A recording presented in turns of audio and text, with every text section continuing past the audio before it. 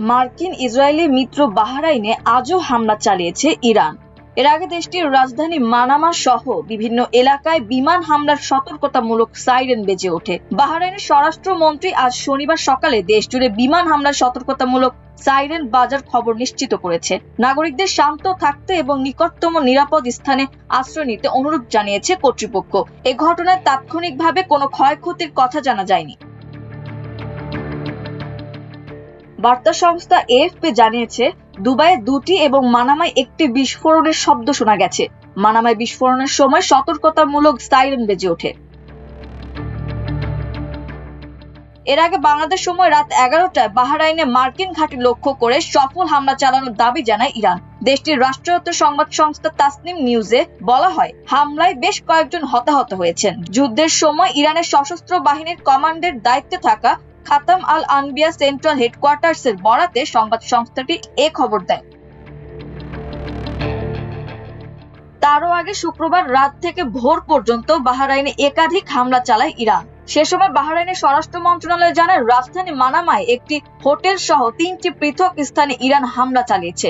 এএফপির প্রতিবেদনে বলা হয়, ইরানের হামলা করা বাহরাইনের ওই হোটেলে মার্কিন সেনারা সেখানে ছিলেন ধারণা করা হচ্ছে। তখন একাধিক সূত্র থেকে জানা যায়, মার্কিন সেনাদের অবস্থান লক্ষ্য করে ড্রোনটি হামলা চালানো হয়। হামলার আগে শুক্রবার বাংলাদেশ সময় সকাল 6টার দিকে বাহরাইনের স্বরাষ্ট্র মন্ত্রণালয় জানিয়েছিল, রাজধানীতে সতর্কতামূলক সাইরেন বাজছে।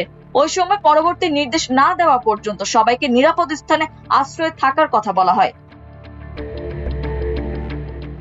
পরে বাহরাইনের ওপর একটি সূত্র জানায়, রাজধানী মানামার জুফাইরে যুক্তরাষ্ট্রের নৌবাহিনীর 5ম নৌবহর সদর দপ্তরের সেনাদের একটি আবাসস্থল লক্ষ্য করে হামলা চালানো হয়েছে।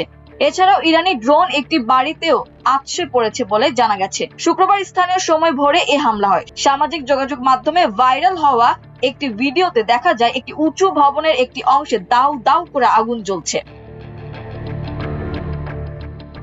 বাহরাইনের স্বরাষ্ট্র মন্ত্রণালয় এ ব্যাপারে এক বিবৃতিতে জানায়, ইরানের আগ্রাসী হামলা রাজধানী মানামার 2টি হোটেল এবং একটি আবাসিক ভবনে আঘাত এনেছে। এতে অবকাঠামোগত ক্ষয়ক্ষতি হয়েছে, কিন্তু কোনো প্রাণহানি হয়নি। এদিকে আজ বাহরাইন ও কাতারের পাশে থাকার ঘোষণা দিয়েছে আরব আমিরাত। বাহরাইনে অবস্থিত কাতার নৌবাহিনীর আবাসন এলাকায় ইরানের হামলার তীব্র নিন্দা জানিয়ে বাহরাইন ও কাতারের প্রতি সংহতি প্রকাশ করেছে ইউএই।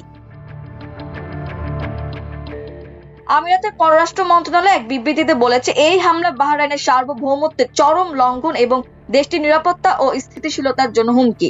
এটি পারস্য উপসাগরীয় সহযোগিতা পরিষদ জিসিসির সদস্য দেশ সহ পুরো অঞ্চলের নিরাপত্তার ওপর একটি বিপজ্জনক আঘাত। মাল্টিমিডিয়া ডেস্ক, আমার দেশ।